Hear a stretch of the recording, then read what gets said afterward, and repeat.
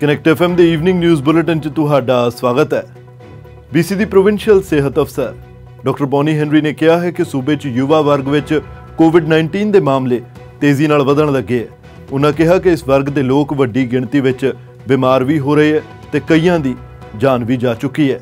Doctor Bonnie Henry ਨੇ ਕਿਹਾ ਕਿ 20 ਤੋਂ 39 ਸਾਲ ਦੀ ਉਮਰ ਵਿਚਾਲੇ ਦੇ ਲੋਕਾਂ 'ਚ ਮਾਮਲੇ ਤੇਜ਼ੀ ਨਾਲ ਵੱਧ ਰਹੇ ਹੈ। ਉਹਨਾਂ ਦੱਸਿਆ ਕਿ 59 ਸਾਲ ਤੱਕ ਦੇ ਉਮਰ ਵਰਗ ਦੇ ਲੋਕ ਇਸ ਤੋਂ ਵਧੇਰੇ ਪ੍ਰਭਾਵਿਤ ਹੋ ਰਹੇ ਹੈ ਤੇ ਇਸ ਦੇ ਲਈ ਕੰਮ ਦੀਆਂ ਥਾਵਾਂ ਤੇ ਹੋ ਰਹੇ ਸੰਕਰਮਣ ਸਮੇਤ ਵੱਖੋ-ਵੱਖਰੇ ਥਾਵਾਂ ਤੇ ਹੋ ਰਿਹਾ ਟਰਾਂਸਮਿਸ਼ਨ ਜ਼ਿੰਮੇਵਾਰ ਹੈ। ਉਹਨਾਂ ਕਿਹਾ ਕਿ ਲੋਕਾਂ ਵੱਲੋਂ ਇਸ ਬਸੰਤ ਰੁੱਤ ਤੇ ਵਿਆਹਾਂ ਤੇ ਪਾਰਟੀਆਂ ਵੀ ਪਲਾਨ ਕੀਤੀਆਂ ਜਾ ਰਹੀਆਂ, ਪਰ ਉਹਨਾਂ ਸੁਝਾਅ ਦਿੱਤਾ ਕਿ ਫਿਲਹਾਲ ਅਜਿਹਾ ਕਰਨਾ ਸਹੀ ਨਹੀਂ ਹੈ।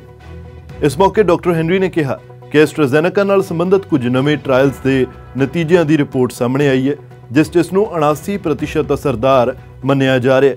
ਡਾਕਟਰ ਹੈਨਰੀ ਨੇ ਇਸ ਨੂੰ ਉਤਸ਼ਾਹਿਤ ਕਰਨ ਵਾਲੀ ਖਬਰ ਦੱਸਿਆ। Efficacy in the trial of the AstraZeneca vaccine was 79%, putting it right up there in league with the Pfizer Moderna vaccines that we're seeing as well. And this is very good news. There were concerns that many of the regulators had expressed about the previous trials and when they had been done and how they were run. And this one is one that we know the US FDA has been waiting on. ਅੱਜ BC 'ਚ COVID-19 ਦੇ 1785 ਹੋਰ ਮਾਮਲੇ ਸਾਹਮਣੇ ਆਉਣ ਦੀ ਜਾਣਕਾਰੀ ਦਿੱਤੀ ਗਈ ਹੈ। ਦੁੱਖ ਦੀ ਗੱਲ ਸੀ ਕਿ 16 ਵਾਇਰਸ ਪੀੜਤਾਂ ਦੇ ਦਮ ਤੋੜਨ ਬਾਰੇ ਵੀ ਦੱਸਿਆ ਗਿਆ। ਹੁਣ BC 'ਚ COVID-19 ਦੇ ਕੁੱਲ ਮਾਮਲਿਆਂ ਦੀ ਗਿਣਤੀ 92,571 ਤੱਕ ਪਹੁੰਚ ਗਈ ਹੈ। BC ਦੀ ਪ੍ਰੋਵਿੰਸ਼ੀਅਲ ਸਿਹਤ ਅਫਸਰ ਡਾਕਟਰ ਬੌਨੀ ਹੈਨਰੀ ਤੇ ਸਿਹਤ ਮੰਤਰੀ ਐਡਰੀਅਨ ਡਿਕਸ ਵੱਲੋਂ ਅੱਜ ਦੇ ਮਾਮਲਿਆਂ ਦੀ ਜਾਣਕਾਰੀ ਸਾਂਝੀ ਕੀਤੀ ਗਈ ਹੈ। BC 'ਚ ਵਾਇਰਸ ਸੰਬੰਧੀ ਮੌਤਾਂ ਦੀ ਗਿਣਤੀ 1437 ਹੋ ਚੁੱਕੀ ਹੈ।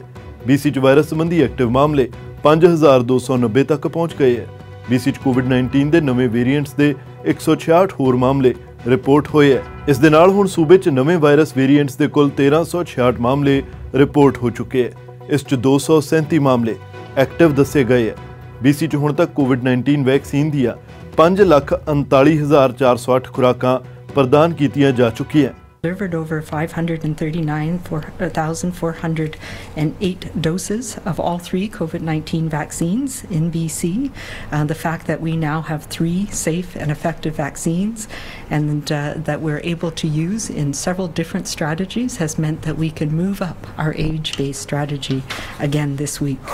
ਵਾਵੇ ਐਗਜ਼ੀਕਟਿਵ ਮੰਗਵੰਜੋ ਦੇ ਵਕੀਲ ਨੇ ਕਿਹਾ ਹੈ ਕਿ ਇੱਕ ਰਿਟਾਇਰਡ ਪੁਲਿਸ ਅਧਿਕਾਰੀ ਦਾ ਐਕਸਟ੍ਰੈਡੀਸ਼ਨ ਕੇਸ ਵਿੱਚ ਬਿਆਨ ਦਰਜ ਕਰਵਾਉਣ ਤੋਂ ਇਨਕਾਰ ਕਰਨਾ ਇਸ ਤਰਕ ਨੂੰ ਮਜ਼ਬੂਤੀ ਪ੍ਰਦਾਨ ਕਰਦਾ ਹੈ ਕਿ ਅਫਸਰ ਨੇ ਉਸ ਦੀਆਂ ਡਿਵਾਈਸਾਂ ਦੀ ਜਾਣਕਾਰੀ ਅਮਰੀਕੀ ਜਾਂਚ ਅਧਿਕਾਰੀਆਂ ਤੱਕ ਪਹੁੰਚਾਈ ਸੀ।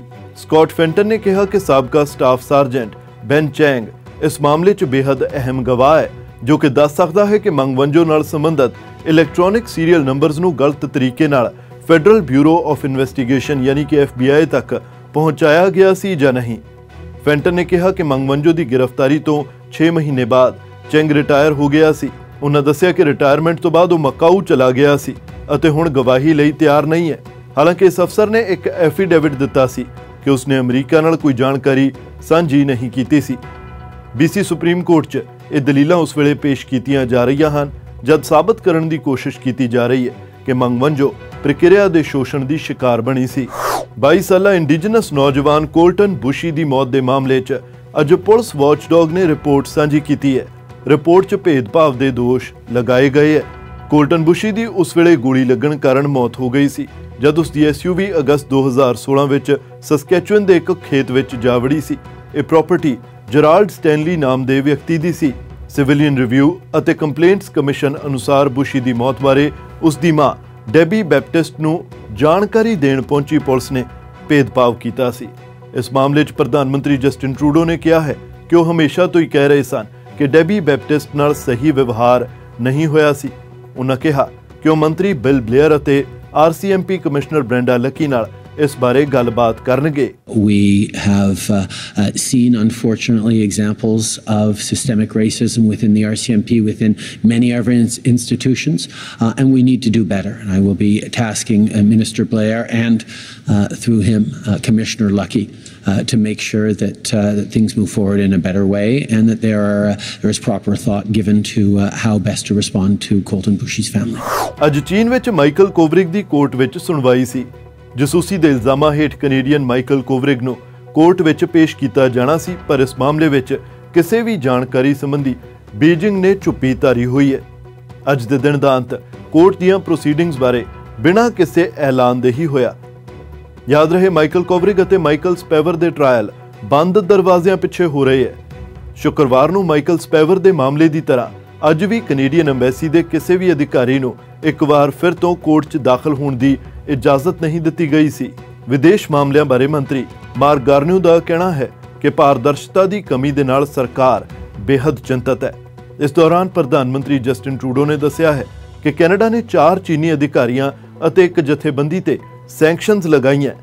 ਚੀਨ ਦੇ ਜ਼ਿੰਜੀਆਂਗ ਇਲਾਕੇ 'ਚ ਹੋ ਰਹੀ ਮਨੁੱਖੀ ਅਧਿਕਾਰਾਂ ਦੀ ਉਲੰਘਣਾ ਦੇ ਮਾਮਲੇ 'ਚ ਇਹ ਪਾਬੰਦੀਆਂ ਲਗਾਈਆਂ ਗਈਆਂ। ਇਹ ਸੈਂਕਸ਼ਨਸ यूरोपीयन यूनियन अमरीका ਅਤੇ ਬ੍ਰਿਟਨ ਦੇ ਸਹਿਯੋਗ ਨਾਲ ਲਗਾਈਆਂ ਜਾ ਰਹੀਆਂ। ਮਨੁੱਖੀ ਅਧਿਕਾਰਾਂ ਦੀ ਉਲੰਘਣਾ ਤੋਂ ਮੁਸਲਮਾਨ ਵਰਗ ਪ੍ਰਭਾਵਿਤ ਹੋਇਆ। ਪ੍ਰਧਾਨ ਮੰਤਰੀ ਟਰੂਡੋ ਨੇ ਦੱਸਿਆ ਕਿ ਚੁੱਕੇ ਜਾ ਰਹੇ ਕਦਮ ਕੈਨੇਡਾ ਦੀ ਮਨੁੱਖੀ ਅਧਿਕਾਰਾਂ ਦੀ ਉਲੰਘਣਾ ਪ੍ਰਤੀ ਚਿੰਤਾ ਨੂੰ ਦਰਸਾਉਂਦੇ ਹੈ। Today, Canada, the European Union, the United Kingdom and the United States imposed sanctions in response to the repression of Uyghurs and other ethnic minorities in Xinjiang. These measures reflect our grave concern with the gross and systematic human rights abuses taking place in the region. Bharat ਵਿੱਚ ਪੱਛਮੀ ਬੰਗਾਲ ਦੀਆਂ assembly ਚੋਣਾਂ ਨੂੰ ਲੈ ਕੇ ਸਾਰੀਆਂ ਪਾਰਟੀਆਂ ਵੱਲੋਂ ਜ਼ੋਰਾਂ ਨਾਲ ਪ੍ਰਚਾਰ ਕੀਤਾ ਜਾ ਰਿਹਾ ਹੈ। ਇੱਕ ਪਾਸੇ ਭਾਜਪਾ ਅਤੇ TMC ਵੱਲੋਂ ਪ੍ਰਚਾਰ ਜਾਰੀ ਹੈ ਤੇ ਹੁਣ ਇਸੇ ਲੜੀ ਵਿੱਚ ਕਾਂਗਰਸ ਦਾ ਨਾਮ ਵੀ ਸ਼ਾਮਲ ਹੋਣ ਜਾ ਰਿਹਾ ਹੈ। ਕਾਂਗਰਸ ਨੇ ਤੀਜੇ ਪੜਾਅ ਲਈ 30 ਸਟਾਰ ਪ੍ਰਚਾਰਕਾਂ ਦੀ ਸੂਚੀ ਜਾਰੀ ਕੀਤੀ ਹੈ। ਇਸ ਸੂਚੀ ਵਿੱਚ ਪਾਰਟੀ ਪ੍ਰਧਾਨ ਸੋਨੀਆ ਗਾਂਧੀ, ਸਾਬਕਾ ਪ੍ਰਧਾਨ ਮੰਤਰੀ ਡਾਕਟਰ ਮਨਮੋਹਨ ਸਿੰਘ, ਰਾਹੁਲ ਗਾਂਧੀ, ਪ੍ਰਿਯੰਕਾ ਗਾਂਧੀ ਵਾਡਰਾ, ਸਚਿਨ ਪਾਇਲਟ ਤੇ ਮੁਹੰਮਦ ਅਜ਼ਹਰੁਦੀਨ ਦਾ ਨਾਮ ਵੀ ਸ਼ਾਮਲ ਹੈ। ਇਸ ਤੋਂ ਇਲਾਵਾ ਪੰਜਾਬ ਤੋਂ ਨਵਜੋਤ ਸਿੰਘ ਸਿੱਧੂ ਵੀ ਪ੍ਰਚਾਰਕਾਂ ਦੀ ਸੂਚੀ ਵਿੱਚ ਸ਼ਾਮਲ ਕੀਤੇ ਗਏ ਹੈ। ਪੰਜਾਬ ਦੇ ਮੁੱਖ ਮੰਤਰੀ ਕੈਪਟਨ ਅਮਰਿੰਦਰ ਸਿੰਘ ਨੂੰ ਵੀ ਪ੍ਰਚਾਰਕਾਂ 'ਚ ਸ਼ਾਮਲ ਕੀਤਾ ਗਿਆ ਹੈ।